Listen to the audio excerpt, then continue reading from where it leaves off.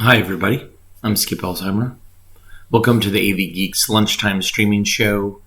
I am not in my archive.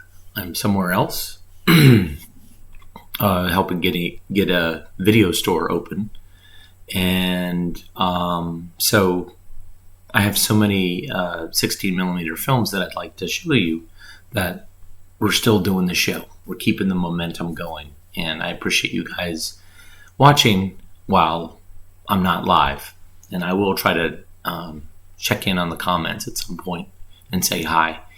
Anyways, the first film we're going to watch is features a Spanish pianist, Jose Iturbi. I could be getting his last name wrong, but anyways, he was very popular in the early 20th century. So popular that he would appear as himself in movie musicals. He was also a composer, and he also played the harpsichord, and kind of was responsible for a resurgence in harpsichord music in the mid 20th century. Anyways, so here's Jose Iturbi, a pianist. Enjoy.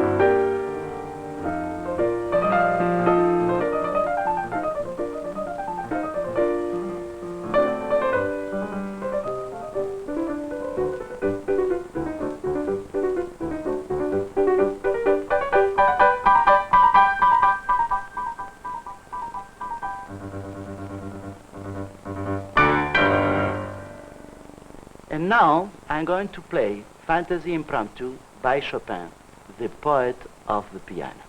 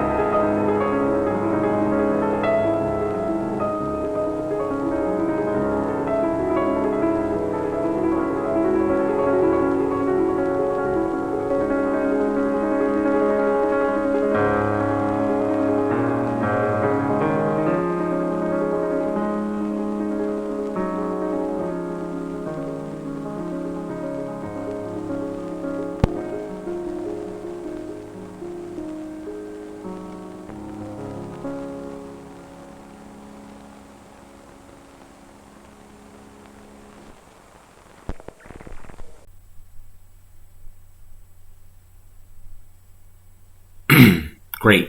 That was wonderful.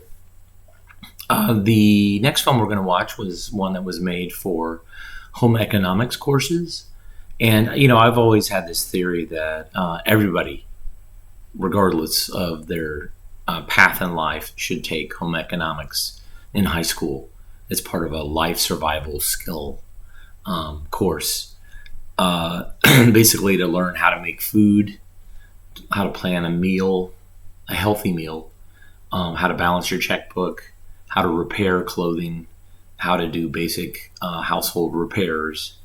I think everybody should learn how to do that. I certainly could have used that. I took the college track in high school, and so I took foreign language that I never used and a lot of math. But boy, I could learn how to use it, how to cook a meal. That would be handy. Anyway, so here's cooking, planning, and organization. Enjoy.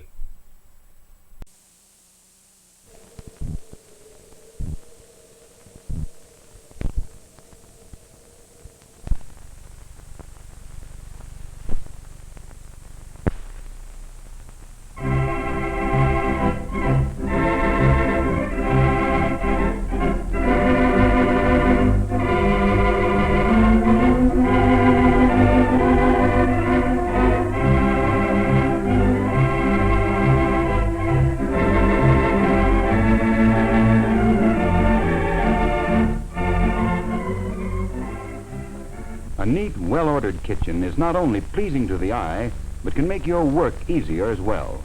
Regardless of the age or elaborateness of your kitchen, having your kitchen organized for the most efficient location of all utensils is most important in saving labor and time in everyday use.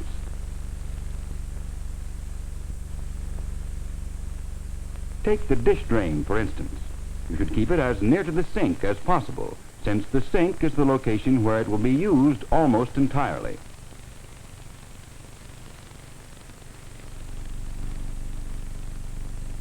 Cooking utensils, such as the frying pan, should be located as near as possible to the stove, simply because proper location will save time and steps.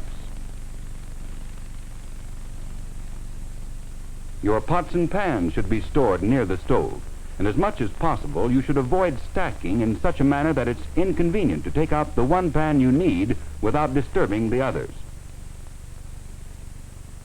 The cupboard containing your everyday dishes, cups, saucers, and things you use most needs care in arranging. Place the most used dishes on the lower shelves where you can easily reach them.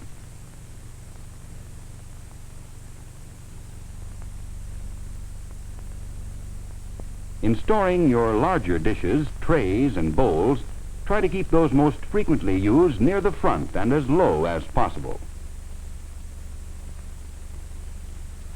And remember, one of the most important points of kitchen organization is in always knowing where to find everything. So put everything back in exactly the same place after you've used it. Now, organizing your kitchen is important, but it isn't everything. You must organize yourself, too. Yes, you. Your mental outlook is important. For instance, ever find yourself in a situation like this? Seems you got overly enthusiastic and invited some friends to dinner. We'll serve at 6:30, you said, and you began to cook. Oh, brother, how you began to cook. You used every utensil you had. You were going to have one of those dinners you read about. Yes, sir, you were going to have quite a party. But look at that clock. It got around to 5:30 when you had just a good start. Got to hurry, only 1 hour to go and lots to do. You thought you were doing fine, when suddenly things began to happen. Seems like the carrots cooked just a little too much. Well, so much for the carrots. Then at 5 minutes till 6, still 35 minutes to go, the meat was done and ready to be served. Well, nothing to do but take it off the stove and let it cool. And at 6:45, you were 15 minutes late by this time, the potatoes were still raw. Yes, that night you almost swore off cooking altogether. But let's look at things from a different angle. Let's see how planning, as well as organization, is necessary in helping you save time, steps, and sometimes disaster in the kitchen. First, plan your meal well ahead of time, so you'll know exactly what you will serve. Then make a working outline, sometimes called a time chart. This will guide you through each step and keep you on schedule. Begin by making a list of the dishes you intend to serve and locating them in your cookbook.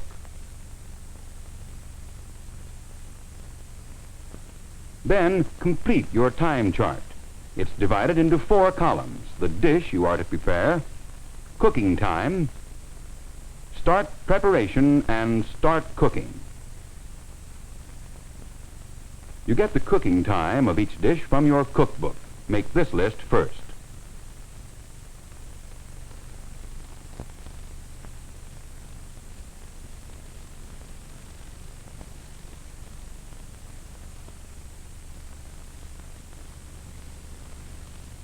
Now, fill out the start cooking time and the start preparation time. Since you plan to serve at 6:30, the start cooking time will be at 6:30 less the number of minutes in the cooking time column.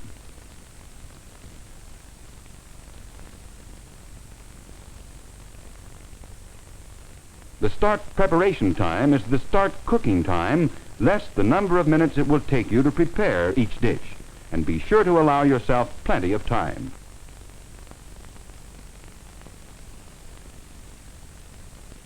The completed time chart will guide you step by step in preparation of the meal. All you must do is follow it and keep on schedule. Now let's see how planning, organization, and using the time chart works in practice. With your meal planned and your time chart prepared, you have your work all organized for you. Now it's up to you.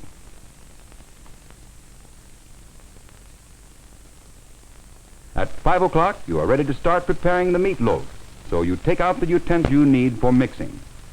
Use a tray to carry ingredients from the refrigerator.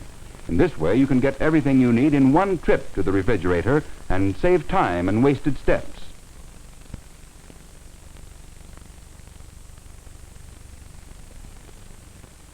Having everything you need handy to your working area will also save the time you'd have to spend in looking for things.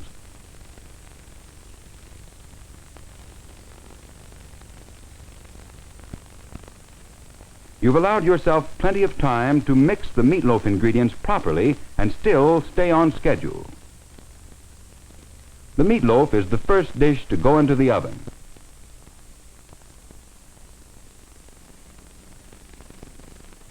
Keep your eye on that kitchen clock and check the time against your time chart frequently. After you have the meatloaf made and in the oven, you'll have time to prepare your salad. It can be kept crisp in the refrigerator until time to serve. 5:30, and having scrubbed the potatoes and put them in the correct pan, you put them into the oven to bake.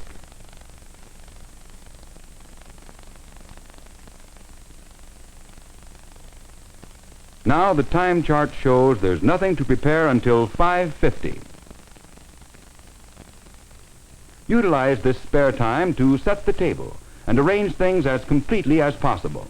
In this way, you'll avoid confusion and last-minute rushing around at serving time.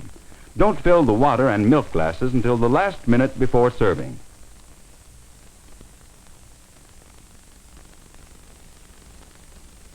$5:50, time to prepare your dessert. You have chosen pre-mixed gingerbread, which will take but a few minutes to mix and put in the oven.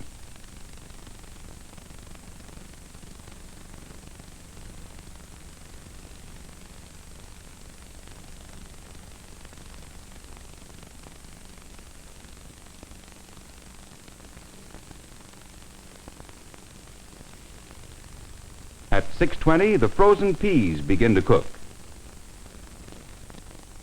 And now, except for last-minute dishing up, your work is nearly done. 6:30, and you're right on schedule. Dinner is on the table, and you're hardly even tired. Yes, this time, because you've planned ahead and have done your work methodically, everything has gone much smoother. This time, Dad says he's proud of you and your cooking, and he looks as if he means it.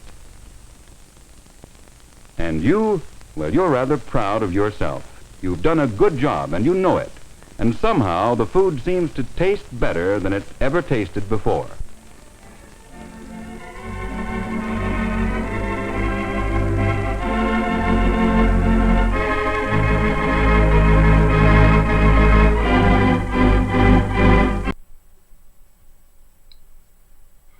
All right, so this next film is kind of teaching us how our brains work and how we learn and what we learn and how it basically how we process information. It's kind of interesting, has some interesting scenarios to it. This is Learning Discrimination and Skills. Enjoy.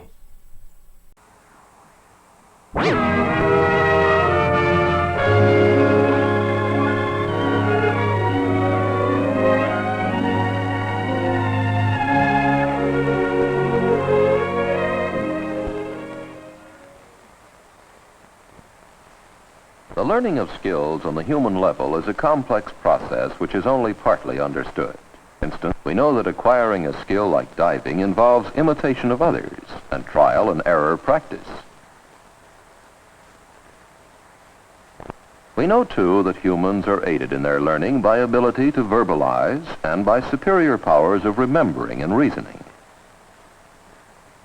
But we do not yet know the precise answers to such questions as, what do we actually learn, and how does learning actually take place? The reason for these unanswered questions is that the human organism is the most complex in the entire animal kingdom. Only in very young children can we find human learning reasonably free of such complicating factors as emotional attitudes, the capacity to reason, and already acquired knowledges and skills. But for obviously humane reasons, research with small children cannot be pursued too strenuously. By experiments with pigeons under controlled laboratory conditions, we can more conveniently study the intricacies of the learning process. For our experiments, we shall use this box, the top and 3 walls of which are glass. The back wall has a food trough where the pigeon can be reinforced with food. Above the food trough is a disc that can be made to appear either white or black. In these experiments, we shall use pigeons that are very hungry. Food is therefore a strong reinforcement which we can use in shaping their behavior. Our first pigeon pecks the disc. A response which he has previously learned brings reinforcement in the form of food, regardless of whether the disc is white or black. The bird does not discriminate between black and white discs. Now we flip a switch at the back of the box which will change the mechanism so that he gets paid for pecking only if the disc is white. At first he doesn't catch on to the new working conditions and goes on for a while pecking hopefully at both colors. The reinforcement, however, comes only when he pecks on white.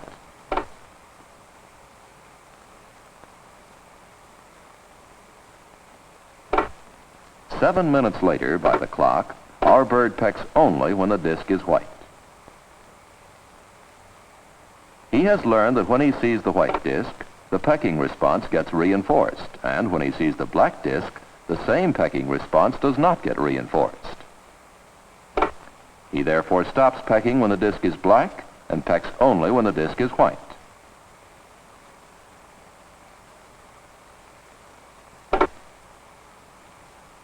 This ability to discriminate between stimuli, to respond by pecking only the color associated with reinforcement, is called stimulus discrimination. This process of stimulus discrimination appears to be a basic part of all learning by humans as well as animals. Take, for example, the human response to traffic lights. We learn that, generally speaking, the response of moving a vehicle forward is more satisfying when the light is green than when it is red. This is the same kind of stimulus discrimination as our pigeon developed, to stop on one color, to go on another. Now let's return to our experiment box and watch another pigeon learning a different type of stimulus discrimination. This pigeon has been trained to discriminate between silence and a certain sound. First, when he hears nothing, he doesn't peck. He pecks only when he hears the bell.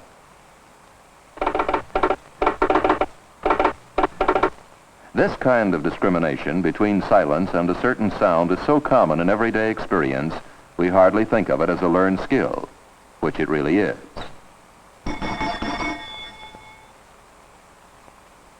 Here is another pigeon whose discrimination is even more refined. While one bell sound is heard, he shows no response at all. But the instant the bell sound pattern changes, our friend comes running for dinner. To see the same kind of stimulus discrimination on the human level, go to any firehouse. This fire alarm signal is not for him. But suddenly the signal comes for his own district. The response is definite and immediate. We can train our pigeon to discriminate between different tempos of the same sound. The slow tempo of the metronome brings no pecking response in him. But when the tempo is speeded up, there is a rush for the disc, for he has learned that in the presence of this stimulus, the pecking response will get paid off.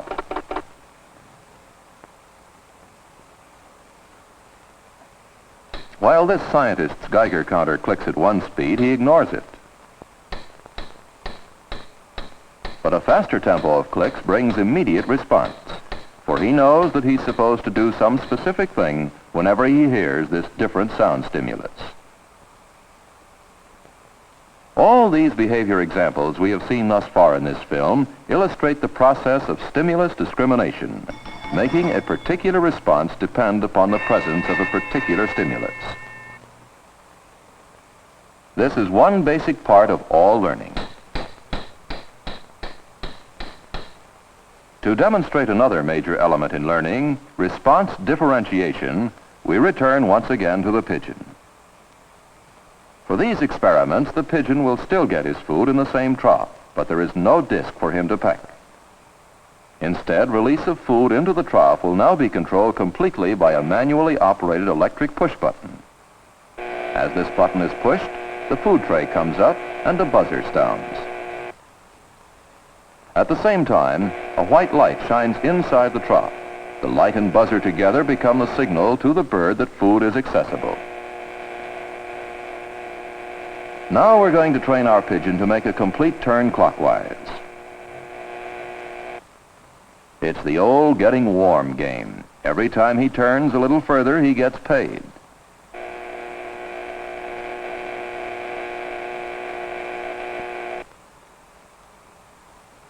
He made another quarter turn and is reinforced again. Go on, a little further. Very good. He's reached the halfway mark. Go on around. No, wrong way. All right, there's one, just to keep him going. And now, all the way around. Good, he made it.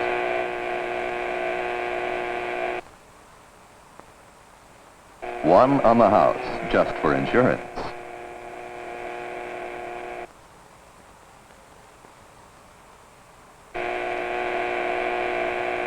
Now, has he really learned his lesson? There's no doubt about it. Our pigeon has acquired clockwise turns. And even double turns. Through a process of trial and error, the pigeon finds the response that brings satisfaction of his hunger, and then concentrates on that response, gradually eliminating other responses. This process is called response differentiation. It too appears to be a basic part of all learning. Now, let's watch an example of this process on the human level. The mother of this child knows he is thirsty. Before giving him water, however, she is trying to get him to ask for it by its correct name. Wayne, say water. By repeating the word water, Mother creates a stimulus involving the sound of the word and the sight of her lips. Say water. However, the dominant stimulus appears to be the sight of the water cup, and the child responds merely by reaching for it. But this response is not reinforced with a drink. Say water. Gradually, the child begins to discriminate the stimulus of Mother's repetition of the word water. Say water. And to differentiate out the wrong, unproductive responses, such as reaching for the cup and uttering meaningless sounds. Wayne, say water. Water. When finally the child responds with the word, he gets reinforced in two ways. That's the good boy. Mother gives him the water along with praise for his accomplishment. No. Next time, Mother will again withhold the water and the praise until the child says the word water. Thus, through the processes of stimulus discrimination and response differentiation, the child learns to say the word water. This process of refining the response in order to gain satisfaction appears to be basic to progressing from beginner to any degree of expertness throughout the entire range of human skills, whether it be in a hobby or in a vocation, in personal care or in communication, sports activities, or any other skill. Regardless of what the skill may be, efficiency in learning is accomplished to the degree that useless or distracting stimuli can be ignored and unproductive responses eliminated. We can readily appreciate the complexity of the learning process and the tremendous range of its application when we consider that the human organism can start with this maneuver as a baby, improve to this maneuver as a small child, and finally develop a skill to this level of achievement.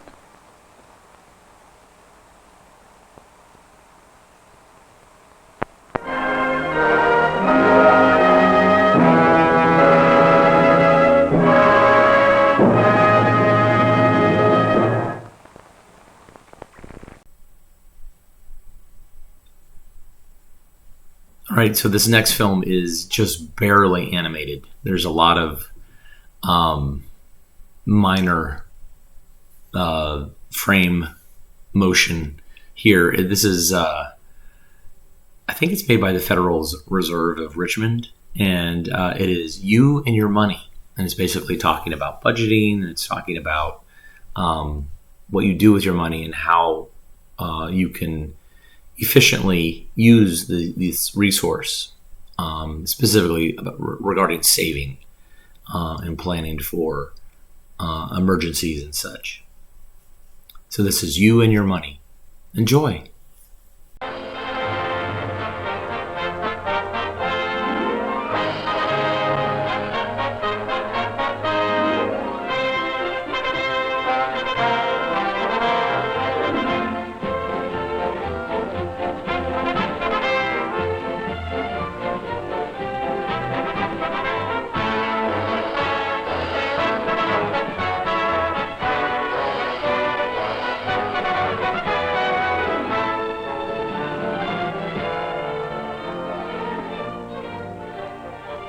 This is a story about you. We can't actually use your name in our story, since all names and faces must remain fictional. So let's give you a stage name. How about Parker? Joe Parker. This is your house, the one without a TV antenna. Joe Parker Sr.'s home right now. Let's go in and see him. But wait, there's Mama Parker. Sounds like she's badgering Joe for a television set. Seems like everybody else on the street has one except the Parker family. And my goodness, since Joe is by trade a TV cabinet maker, who can blame Mama for complaining? Well, here's Joe. You'll pardon him for not looking up. he's really got a problem. He's trying to push those figures around so his budget can afford a TV set. The budget would be a pushover, except here's the trouble. It's Bill Greenstuff. You know him. Everybody does. He's welcome in everyone's pocketbook and piggy bank. Trouble is, he's usually too little, too late, or doesn't stay long enough. He's a hard fellow to keep around. Well, Joe comes through after all. He mastered that budget. It was simple. All it took was leaving out food and clothing. So here we are at the Seymour and Better Television Company, Incorporated, to buy a TV set for the Parker family. Bill Greenstuff came along, too. You can't see him. He's hiding in Joe's pocket. He has a sneaking suspicion he's going to be traded off for that TV set. And you know something? He's right. Well, a man and his money are soon parted. There go Mama and Joe with that crazy TV set, leaving poor Bill in the hands of Mr. Ree Taylor. Bill is tired after that strenuous business transaction, and he'd like to take it easy for a while. But Mr. Ree Taylor has other plans. His stock of TV sets is low, so he's sending Bill along with an order for some new sets over to the wholesaler. Business is looking up for Mr. Wholesaler. Bill drops in with that order from Mr. Ree Taylor, and those dust-catching TV sets begin to move right into the truck and across town to Mr. Ree Taylor.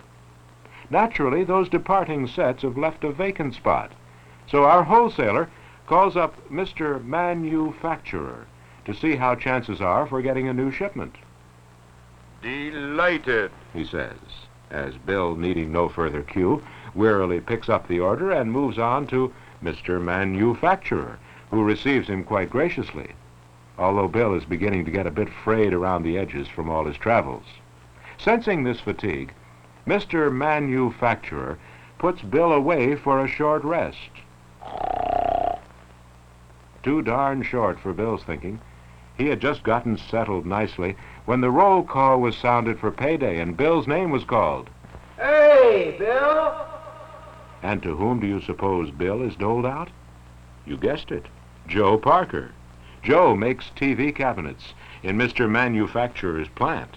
Catch that eager look on Joe's face. You'd think he'd found a long-lost friend. Later on the way home from work, Bill gives Joe a blow-by-blow description of his travels. There I was, flat on my back, when you left me with that real gone retailer. And ever since then, I've been chasing television sets around. First, you traded me to the retailer for television.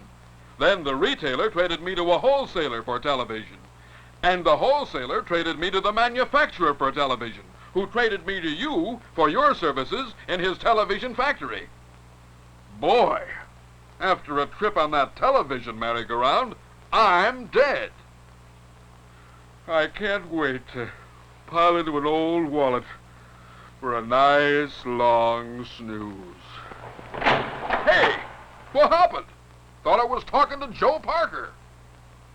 Uh-oh. See that fiendish look in Mama Parker's eye? Here we go again. Next day, there goes Mama with Bill in her handbag down to Madame Fifi's hat shop for that little number in the window that she's been eyeing so long. It wasn't hard to clinch the deal. All it took was, "Oh la la, Madame looks so chic in the hat." and Bill has changed hands again. Uh-oh, looks like he's not going to get that nap at all. He forgot that there's more than one turn on a merry-go-round. From Mrs. Joe Parker, the consumer in this case, Bill is paid to a retailer, Madame Fifi. From there, he will go to one of Madame's wholesale creditors. From the wholesaler, Bill will be passed to the factory where the goods are manufactured. And eventually, when the factory pays its workers, our greenback friend is again in the hands of consumers, and we have completed another money cycle. Bill and others like him are always on the jump, making up a continuing flow of spending, from consumer to retailer to wholesaler to manufacturer, and again to the millions of workers like Joe Parker. And so go Bill and his pals, whether it's for TV sets, millinery, or any of the products our nation produces. As Bill Greenstuff and his friends flow from hand to hand, goods and services also move from hand to hand. The retailer sells to the consumer in exchange for Bill. The wholesaler keeps the retailer stocked for Bill. The manufacturer sells the finished product to the wholesaler for Bill, and we exchange our labor and other resources to the manufacturer for Bill. The flow of spendings and the flow of goods and services determine how high prices are. Price is the measure we use when we trade our money for goods and services. If there is no change in either of these flows, prices won't change. But our flow of goods usually increases as our country grows and our capacity to produce increases. And we want the flow of spendings to increase to match the flow of goods, so our nation's output can be sold and we can have jobs. But money's funny. If the flow of spendings increases faster than the flow of goods and services, we have inflation. This can come about in two ways. First, faster spending of existing money will push prices up. Second, we can spend more if our nation's money supply increases. That brings up an important part of our story. Let's see where all these extra dollars come from. When you borrow money from a bank, you give the bank your note, and it gives you a deposit credit against which you can write checks. When you write checks on that newly created deposit account, new money is being added to the spending stream. On the other hand, money is taken out of circulation when you pay your note at the bank. When inflation drives prices higher and higher, each dollar is worth less and less. More and more things are priced out of the reach of people living on pensions, on fixed incomes, the salaried worker, at least one half the wage earners of this country. Joe Parker hopes to save a little for his old age, but inflation can completely destroy the value of his savings. What can we do about inflation? Many things. Some are less desirable than others. We could pass a law, and Uncle Sam could say price increases are illegal. But as long as the money and the desire to spend that money exist, the pressure on prices is still there. Price controls, or any other direct controls, do not attack the cause of inflation. But there are several ways to get at these spending pressures. We can spend less and save more. That gives Bill a chance to rest and takes pressure off prices. We can increase output by working longer hours. That will add to the flow of goods and services. But overtime pay means more spending as well as more goods.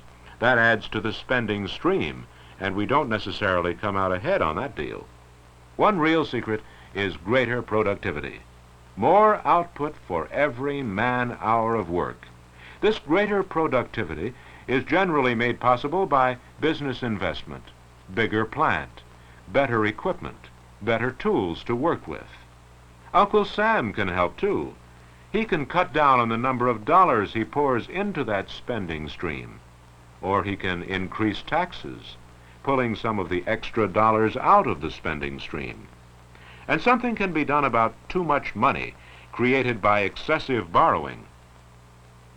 The Federal Reserve System was established by Congress to regulate the supply, cost, and availability of money. The nation's central banking system, with headquarters in Washington and regional reserve banks throughout the country, can strongly influence the ability of banks to lend, creating monetary conditions favorable to stable economic progress and helping to avoid both inflation and deflation. So a great deal can be done to combat inflation and deflation by the Federal Reserve System, by governmental taxing and spending, by business and consumers. But in the final analysis, the decisions of the people, as voters or as individuals, tell the story. You have the final say in the value of your money. The best friend your money has is you.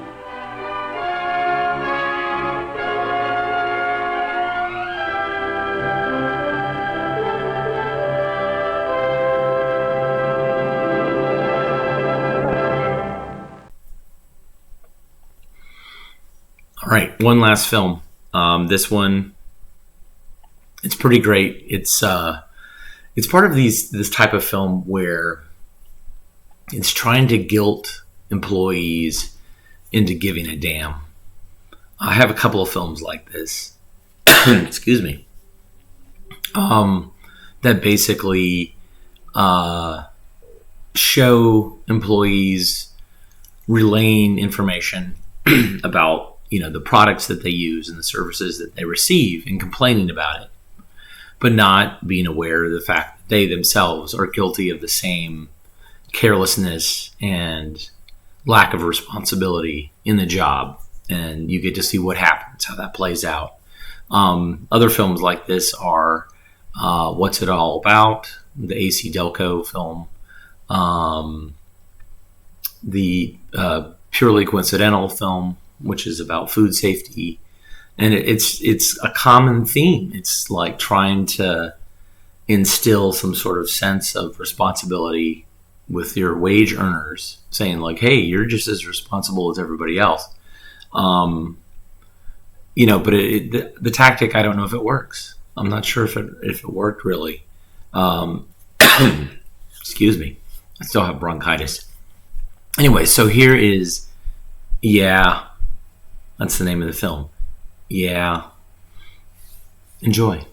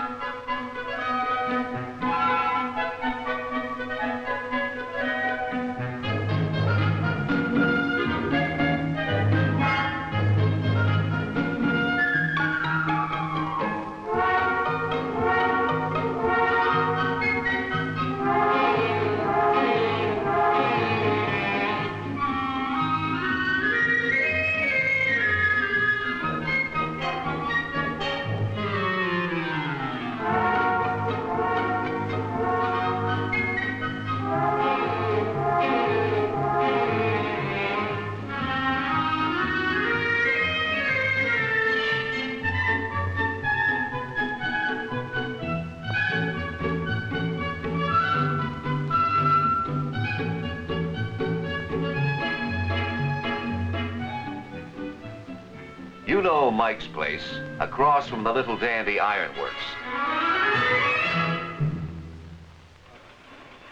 The other day, just after the change of shift, a bunch of the boys were grabbing a snack. The one with ham on rye that's talking. His name could be mine or yours or anybody's. So let's call him Homer. That's it, Homer anybody. One of the best steel workers in the business, too. Hey, did I ever tell you what happened to that brand new exasperate station wagon I got last spring? Yeah. I did? It didn't even have 1,000 miles on it. Boy, did I raise the roof. It took them 2 days to get it back in shape. Yeah. The wagon, I mean. Boy, what a lemon. You know what? Yesterday, I got a bill for $72.85. Boy, oh boy, did I really raise the roof. Yeah? Well, it turned out they weren't supposed to bill me, but somebody goofed. Fine way to sell cars. Yeah. And they're one of the best outfits in the business in most ways. You'd think they'd have high-quality help all the way through. Well, they probably have, even the clerk. The trouble is, people just don't look at the whole picture. Hey, Mike, fix me up another ham, huh? Like I was saying, if they did... Quite a ride. Why? Like I was saying, if they would look relish or pickle. Yeah, Mike, that'll do. I am trying to say, if people would look at the whole picture, they'd be more alert and they wouldn't make foolish slips like that. Yes, sir. See a whole picture, that's what it takes. Sending me a bill for fixing a Afghanistan that was no good to begin with.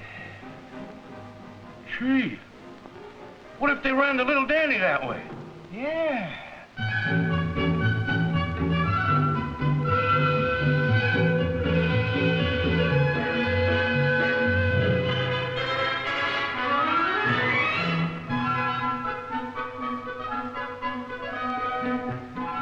You all remember the Little Dandy Ironworks, the place where the germ of a wrong idea got in.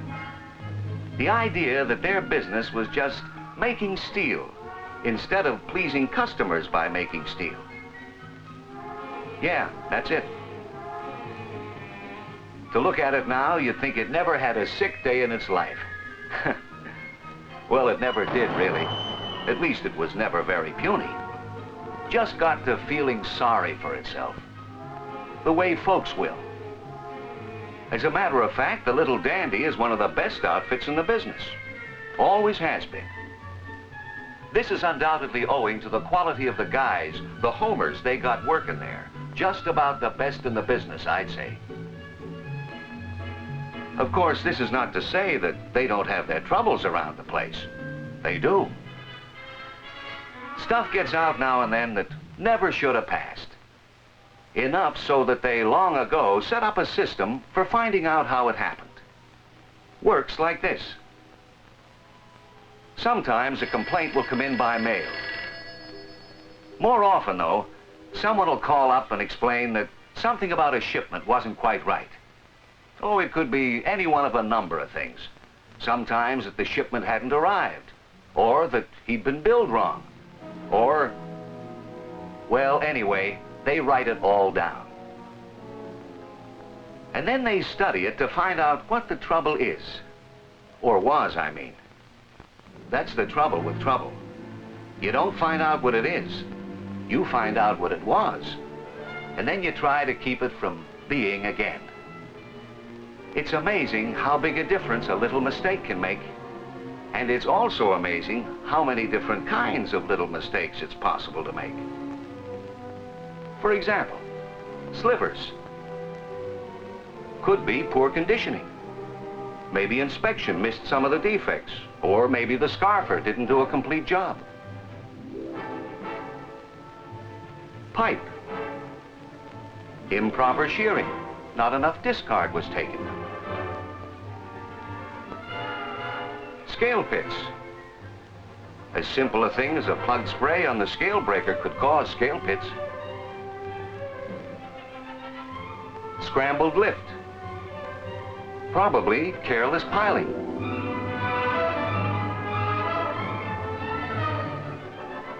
Scabs. Could result from a running stopper. This can happen if the stopper is not set properly or if the tapping temperature is too low. Cracks. Probably resulted from improper heating. Low tensile strength. Might be due to coiling at too high a temperature.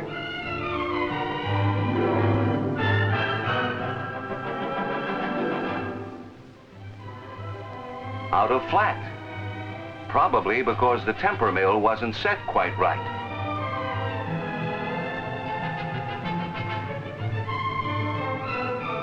Off section. Misalignment of the rolls could be the reason. Lap. Probably a collar mark. Too much draft or improper manipulating.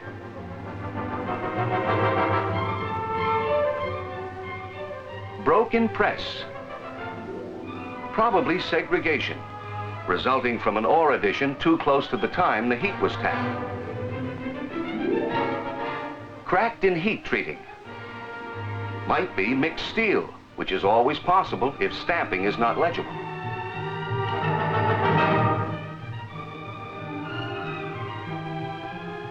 out of straight, probably missed by inspection.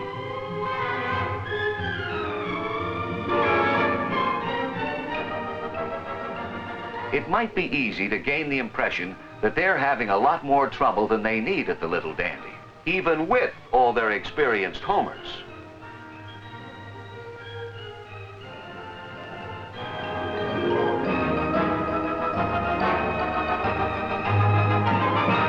One way of looking at it is that any trouble at all is a lot more trouble than anyone needs.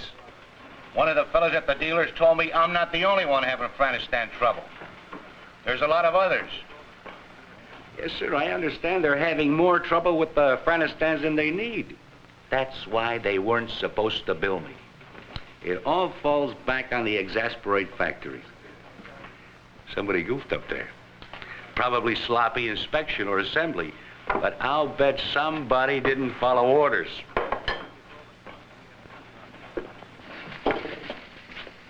Hey, Mike, who's this for?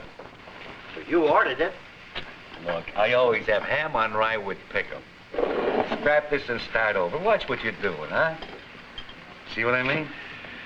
It's hard to tell why the trouble is, but it's easy to see what it is. People just not paying attention to what's going on. Yeah. Now, somebody back up the line knew perfectly well how those exasperate Afghanistans were supposed to be put together, but they just wouldn't do it that way. Okay, maybe they don't know why the book says what it does, but at least they know that somebody knows, or there wouldn't be a book. Yeah. Ham on rye with pickle. Well, now, that is just right. You know, there are no more one-man geniuses, if there ever were. Now, take Edison. He had a team. Hey, I'll bet that's what happened at Exasperate. Like it says up there, follow the book. We don't need any more characters. And that's it. Somebody didn't follow the book. They decided to do it their own way. Don't work. If you want to put something together right, you gotta have teamwork, especially these days. Yeah. Nobody knows that any better than the folks up at the Exasperate factory. Thousands of parts, raw materials, finished parts, commercial assemblies, sub-assemblies, coming in from all over everywhere and going every which way, and it all has to end up looking and acting like an automobile should.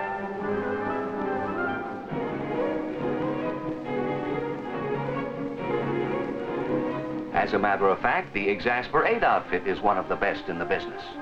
Always has been. This is not to say that they don't have their troubles. And sometimes trouble gets out into the field. Why, only a couple of weeks ago, they were up to their hips in busted Afghanistans that were bouncing back from all over the country. Somebody had definitely made a boo-boo in connection with the new model.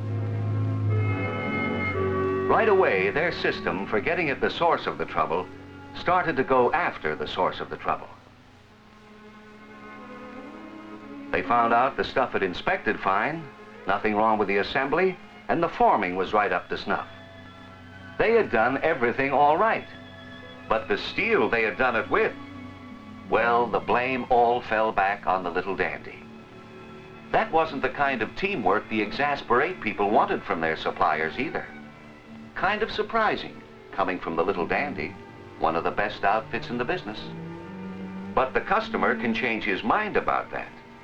If the Little Dandy doesn't get the job done right, the customer soon gets to thinking it's not a good company. You think we should start looking around for somebody else who can make this steel for us the way we want it? Well, it's an idea. I'll tell you one thing, though. We're going to keep a closer watch on the Little Dandy from now on. You'd think they'd work a little harder at keeping a close watch on themselves, continued the first man. They're big enough and old enough was the answer. Of course, there's a chance that somebody working on those Afghanistans just wasn't being watched close enough. I don't know why people are like that, but they are. If they think they aren't being watched, they goof off. Maybe they do something wrong, just because they feel they're big enough to get away with it. Hey, I just swept there. I'm sorry, I'll watch myself. Now, that was only a little thing. No harm done. That's what he's paid to do, sweep the floor. See what I mean? Yeah. You know, it could have been that. Some guy that didn't have an inspector looking over his shoulder every second just figured he was working hard enough, so he let the Afghanistans go through wrong one by one. But why?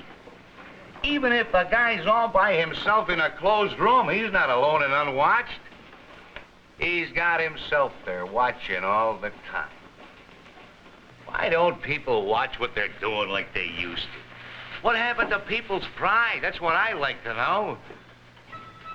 Yeah, Homer. Why don't people watch what they're doing?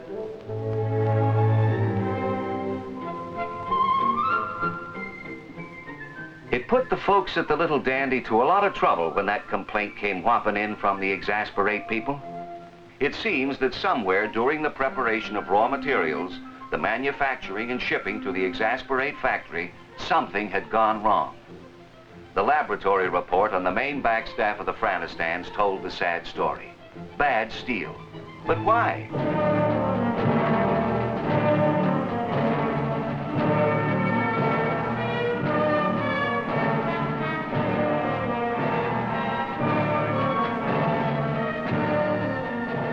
They've got what it takes to make good steel at the Little Dandy.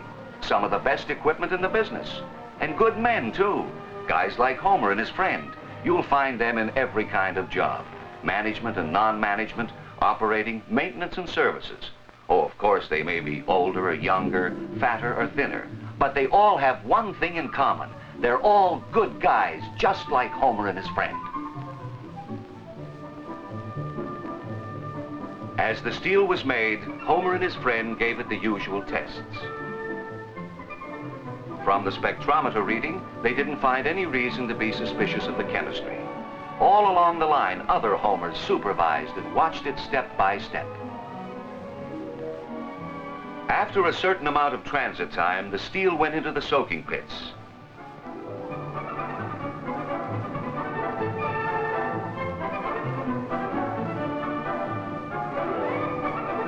And it came out and got slabbed. Another friend stamped it for identification. Then the slabs went to still another Homer and friend at the scarfing dock for proper conditioning. Homer put it through the mill, and he inspected the pieces and passed them. And mechanical testing didn't show him a thing. In shipping, Homer picked off the numbers, and some Homer in billing wrote down the numbers. No one spotted the trouble, and off it all went to the Exasperate factory. And there it came to light that something wrong had occurred somewhere. It may have seemed only a little thing, but the effect was tremendous. What was the answer?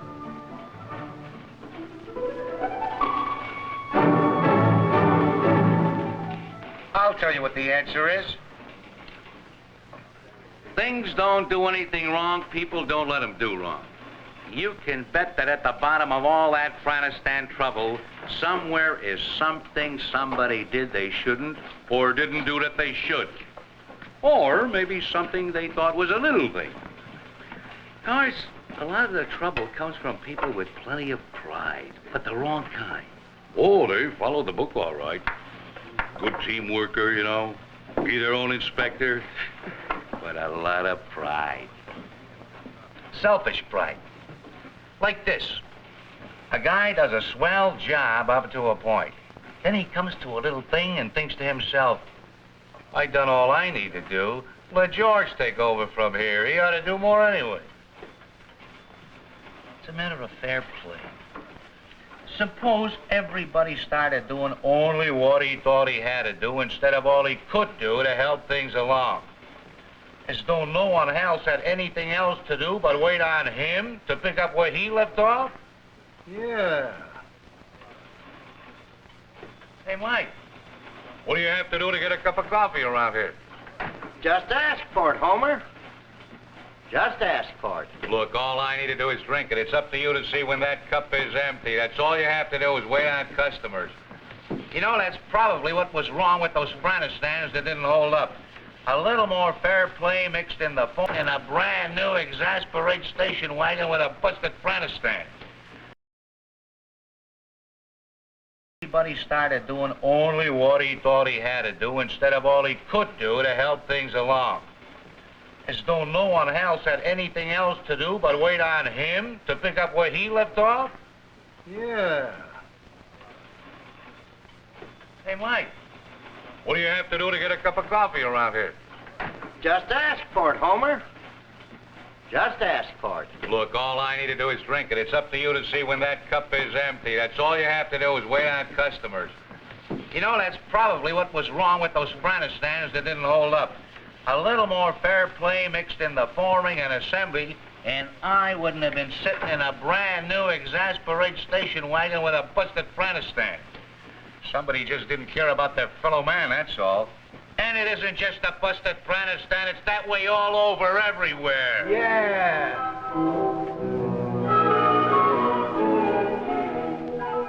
Well, the answer was the same thing it always was.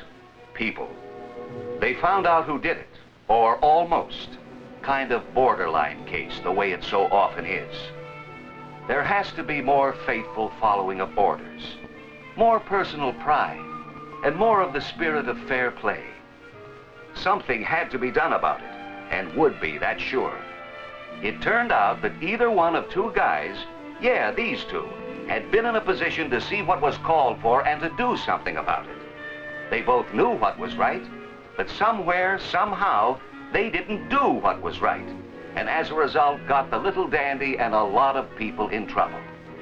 And there's Homer still beefing about some other guy he thinks caused all the trouble. Always some other guy. I don't know what to do with people like that. Any guy that won't look at the whole picture, you're just wasting words talking to him. How do you get across to people like Homer the real story behind his busted Franistan? Obviously, he doesn't see the whole picture, or his part in it. Do you? Yeah, yeah, yeah, yeah, yeah.